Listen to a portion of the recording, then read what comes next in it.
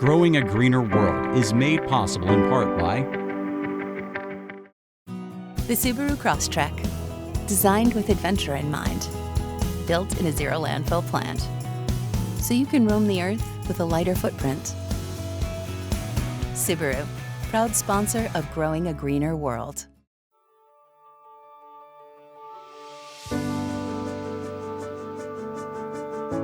I'm Joe Lample. For 10 years, Growing a Greener World has told the stories of the people and the places who are making a difference in the health of our environment and the sustainability of our global community.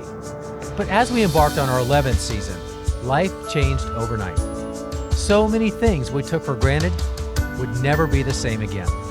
Now it's up to each of us to take a more active role in not just saving our planet, but making it better. Feeding our families with organically grown food, conserving vital resources, protecting natural habitats, starting in our own backyards. Growing a greener world. It's still our mission, and it's more important than ever.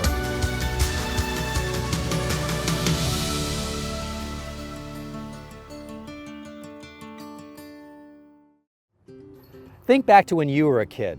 Were you told that you could be anything you wanted to be when you grow up? I sure was. And for most boys and girls, at least during my day, there was no shortage of future astronauts or firefighters or veterinarians. But for most people, there comes a moment where some other calling finds them, seemingly at random. For me, it happened when I was 8. I was playing outside and accidentally broke a branch off a treasured and off-limits plant in my yard. Well, I got scared and I jammed that branch into the ground in the hopes that no one would notice and I wouldn't get in trouble. Much to my surprise, that broken branch took root and grew, and my lifelong fascination with plants was born. So, in a world of wannabe pop stars and pro athletes, where does the next generation of farmers and botanists and horticulturalists come from? Well, just like everything else in the garden, they're grown. And for all the professionals who spend their lives with their hands in the dirt, tomorrow's gardeners are the most important crop of them all.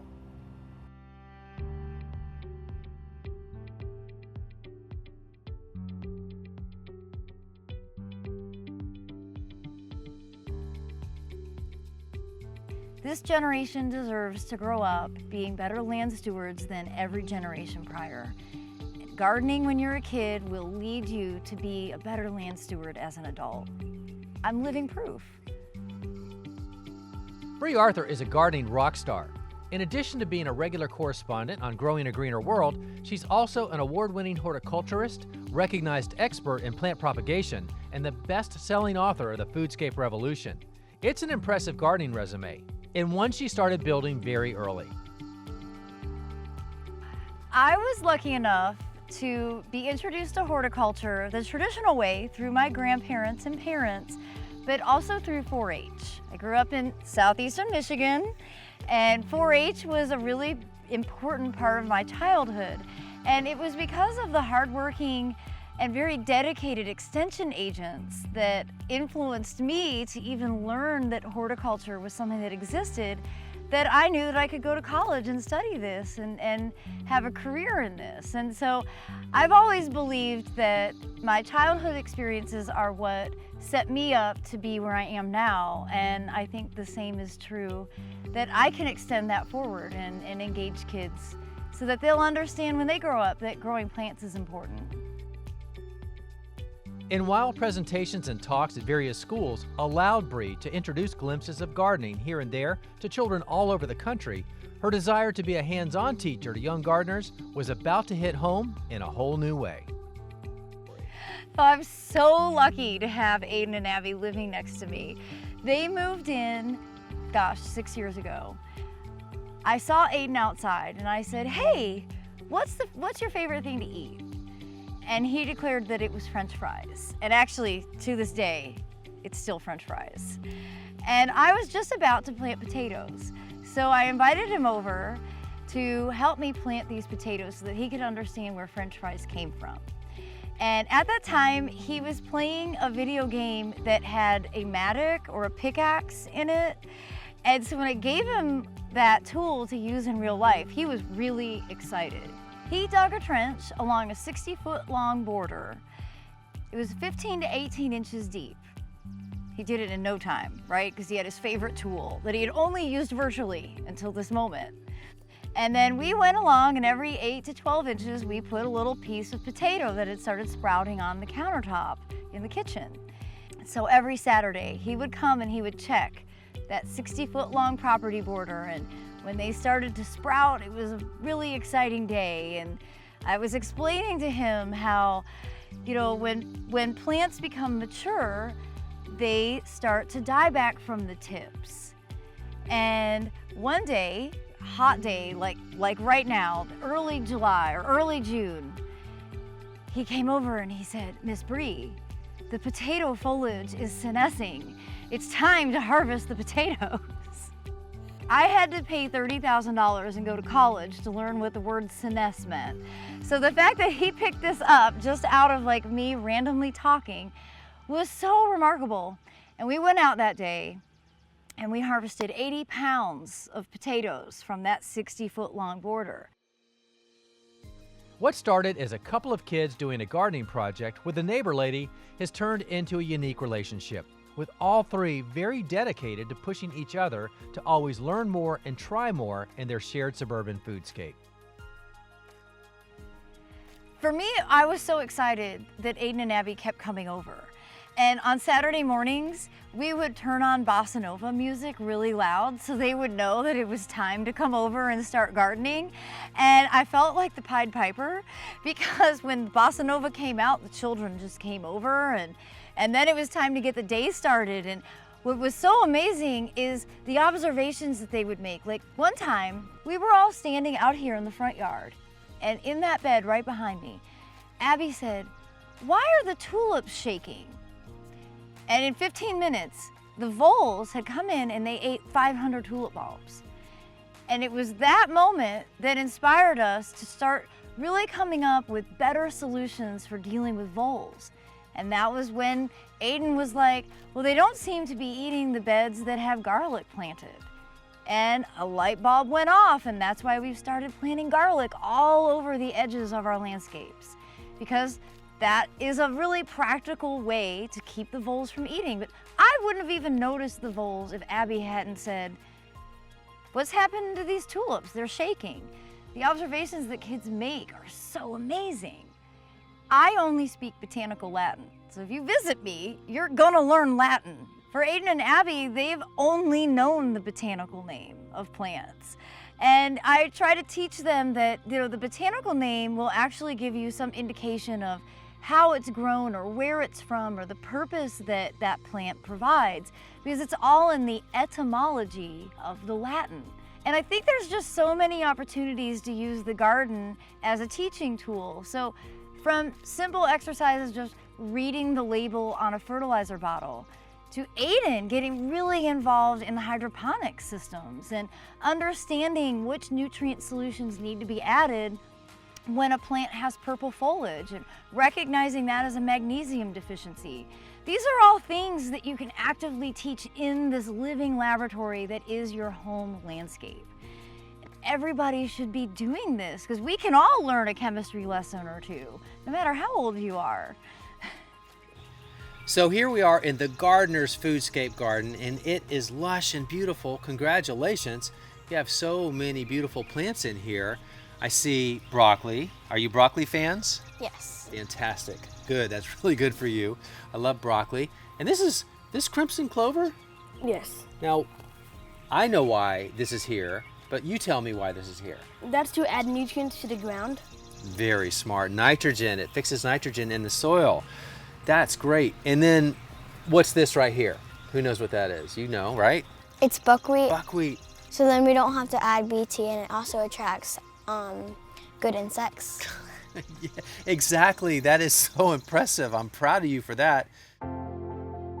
In the stay-at-home environment of 2020, Aiden, Abby, and Bree took their garden learnings beyond the borders of the front yard and into their larger community. COVID has had a massive influence on our society in general, but especially with kids who are no longer going to school. And, you know, within the first week of school basically being paused, Aiden and Abby said, "Miss Bree, let's start installing foodscapes around the neighborhood. Let's get to know the people that are all living here. You know, let's teach them what we've been doing. And it was exactly the push that I needed, because having my schedule abruptly changed was very depressing, and it was just the greatest motivation to have 13 and 10-year-old tell me, hey, let's take advantage of this opportunity. We're all home. Let's create a better sense of community, and let's teach everybody where food comes from.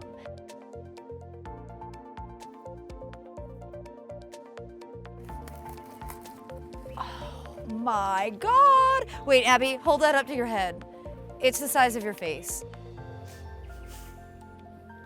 Ta-da! And you've got 2 more that you can harvest as needed. I know, this is wonderful.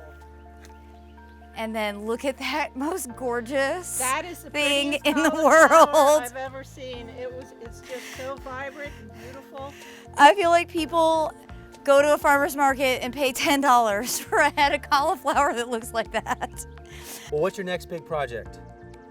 We're going to another neighbor's house and doing another foodscape. So you got another one to do? So that's your 4th in this neighborhood? Yes.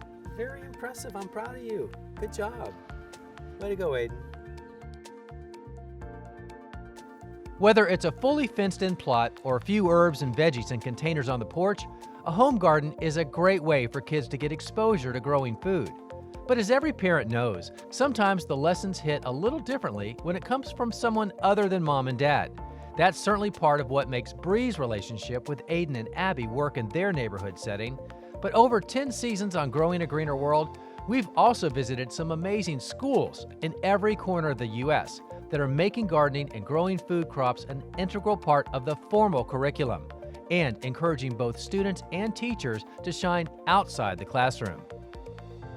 The Ford School in Ackworth, Georgia, just outside of Atlanta, launched over 17 years ago with only $200 and a single gardening bed. The gardens today cover almost 20 acres and include several wildlife habitats, nature trails, pollinator gardens, and edible landscapes. Their extensive science and environmental program teaches nearly 700 students and involves their parents in the process so that many generations learn environmental life lessons. Currently, every class, from music to math, spends at least some time outdoors, and they extend those lessons to include a service and outreach component that includes the community around them. So here at the school, the teachers and the volunteers spend so much time making sure they fully integrate all the various age groups with the curriculum around all these gardens scattered around the school. Now the first graders, they're learning about the different parts of the plant, so they'll plant these beds out starting with seeds. The second graders are learning about the various stages of wildlife, like the birds and the butterflies. And because so many of these plants are natives, it does a great job of attracting the honeybees. And the honeybees are really important at boosting the production of the vegetables, which are very important for the math and the nutrition class. So you see how all this works together. But the beauty of it is all the students get to spend time in this amazing environment in these outdoor classrooms, and it doesn't take very long to realize just how much all the students love learning outside. How's it going, everybody? Good. Good. What are you planting? Cabbage. Perfect. Nice soil. Very good. Started in 1991 as the brainchild of local chef and restaurateur Alice Waters, the Edible Schoolyard at Berkeley, California's Martin Luther King Jr. Middle School had simple goals: to get the children outdoors where they could study core lessons and in the process learn about fresh food and nutrition. But as the program took off, this 1-acre garden classroom and its adjoining kitchen classroom far exceeded expectations. What we're doing right now is we're working with the biology of a flower. In the 7th grade, we're connecting to what they're learning about botany, structure, and function in the classroom out here by looking at flowers in the spring garden very closely. So each student is going out into the garden, collecting a flower of their choice, and then bringing it back, drawing it, labeling the different parts that they can identify, and then actually dissecting it, opening it up, finding the teeny tiny ovulae that will become the fertile seeds, and really taking botany to the next level. And it really comes alive for them. And from my own experience in this type of education growing up, I know that this is what really sticks, and these kids will remember it forever.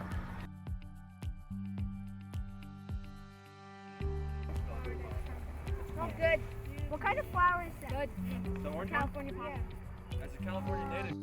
Students accompany their humanities teacher to the Edible Schoolyard kitchen, where they experience culture, history, language, ecology, and math through the preparation of food. Students cook together with freshly harvested produce from the garden and eat a freshly prepared dish, sharing the fruits of their labor around a communal table. Children at this age are really into socialization, and they don't necessarily expand outside their little group of comfort. And when they come to the garden and they come to the kitchen, they need to work alongside other students who they wouldn't necessarily hang out with on the playground or go home with after school. They learn that in order to accomplish tasks, they have to work as a team, and they really get to know each other in kind of an intimate way.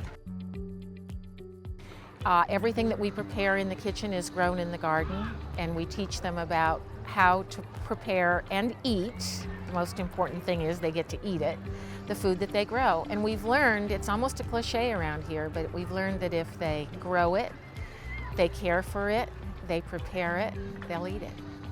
I sometimes take a recipe or two home and try it with my family. One thing I love to make is fruit salad. And like when we go and pick some stuff for kitchen, it's like different stuff, and when it comes from the garden, it really tastes good.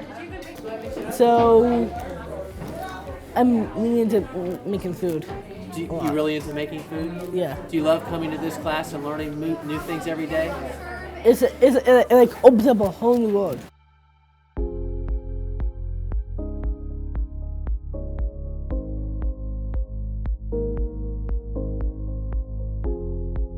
In the heart of New York City, there's a public school with a very unusual story. The parents and educators of the Manhattan School for Children wanted to provide their students with an environmental perspective around the concerns of growing up in a big city. And they felt that providing a science-based, hands-on experience around sustainability and conservation would help them make better environmental choices in the future. And they felt the best way to do that was with a science lab that connected their city kids with nature. A pretty tall order. Here, within a 1,400 square foot greenhouse, the students use hydroponics, growing food without soil, and aquaponics, growing food in a closed system with fish, as well as other urban agricultural principles to learn all their core subjects. But it's not really about the plants or about growing lettuces and tomatoes. This is really about the science behind it. It's about major concepts that connect to what is sustainability. The students come here and learn, yes, to use the systems, but through the lens of urban farming, they are really learning about food production, but also about pollution, contamination, conservation, biodiversity, and of course all connects to climate change, which is the major problem they will have to be fixing in the future. And every grade across all of the elementary looks at a certain system, they look at certain cycles, and they learn all about the greenhouse, all about the tools that we use, and how that relates to the greenhouse and to the rest of the world.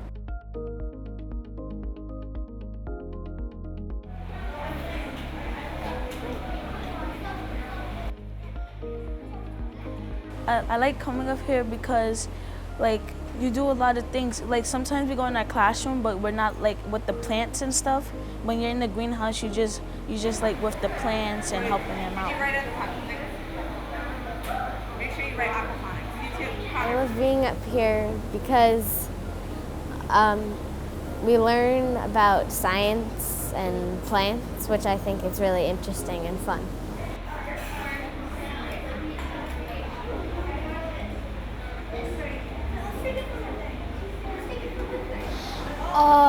I work in the aquaponics tank, and the aquaponics tank is just like a fish tank, but on the top there are plants, and the plants put nutrients in the water for the fish, but then in the fish we produce the water for the plants, and it keeps going on and on and on. It's kind of like a cycle. I like it.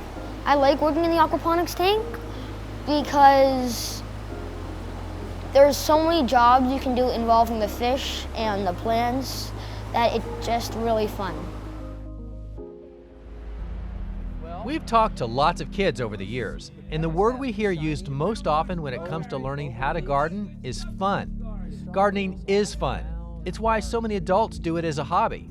But harnessing a child's limitless energy and imagination to show them how fun and functional gardening is while they're still growing and developing their sense of self and the world around them, that makes an impression that lasts a lifetime. And sometimes, in the process, it's the students who provide the teacher with a powerful lesson. Gardening with greens is obviously a passion of mine, but I would have never followed through that first season to actually harvest the seed if it weren't for the interest that Aiden and Abby expressed. And I remember them saying, "But you grew it, we have to harvest it." And I was like, "But I don't know how to harvest wheat. I don't have a combine. I don't know what to do with it. I don't know what threshing is. You know, I'm a lady in the suburbs of Raleigh, right?" And so Aiden was determined, and he helped engineer the system that we have now created. Thanks to the interest of Aiden and Abby, we now take the grains that we grow and we go full circle, yard to table. So we hand harvest all these grains, and then we leave the stalks in place because Aiden and Abby take turns mowing those down, which adds organic matter, improving our soil naturally. Once we've harvested all the seed heads, we put them into a big bucket, and with a modified drill bit, they get beaten up. That's the threshing process. Once they've been appropriately threshed, we winnow using a box fan. And all winnowing is blowing away the chaff so that what you're left with is raw seed. Once you have raw seed, you can then grind that down into flour and bake bread. So you like gardening a lot, and Yes. probably it doesn't hurt that you're doing it with like the best gardener ever, Miss Bree.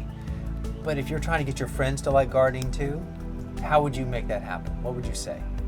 I would say, what's like your favorite food and like what do you want to grow in your garden? And then get the seed and put it, and they can harvest it from their own house. And you think that'll hook them, right? Mm-hmm. That story sounds familiar. Isn't that what Miss Bree said to you? Mm-hmm. And look at you today. You've been gardening all this time. That's a great idea. And I think everybody has the opportunity to introduce kids to the joy of gardening because there's so many facets of it that will offer them wonder and joy and excitement and then relevant information.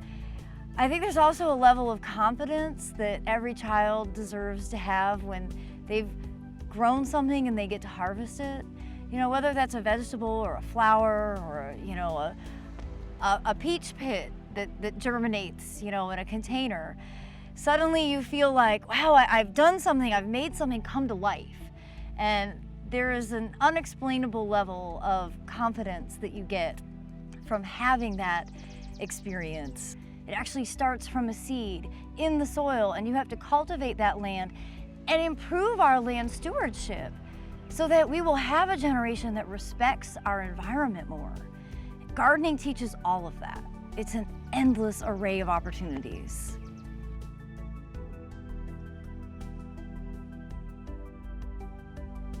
You know, whether it's the Edible Schoolyard in Berkeley or the Ford School in Ackworth or the heart of Manhattan or Bree's front yard garden in Raleigh or my garden at the garden farm with my own daughter Amy.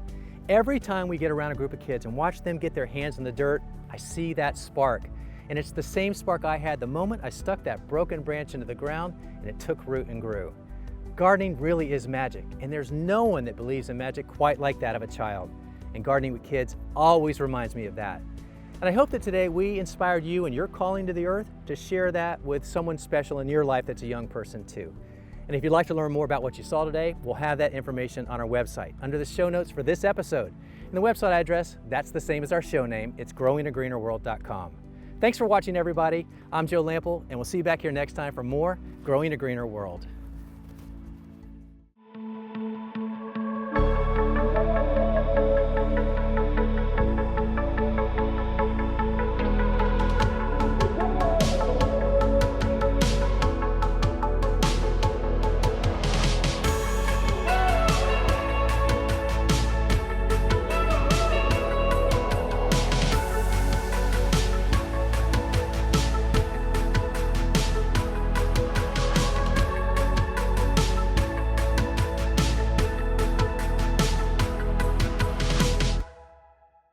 Now you can continue your garden learning online in courses from me, Joe Lample, and my online gardening academy.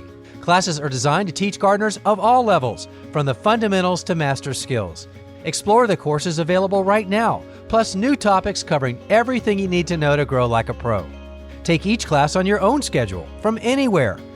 Plus, you'll have opportunities to ask me questions about your specific garden in real time. Go to joegardner.com/learn for details today.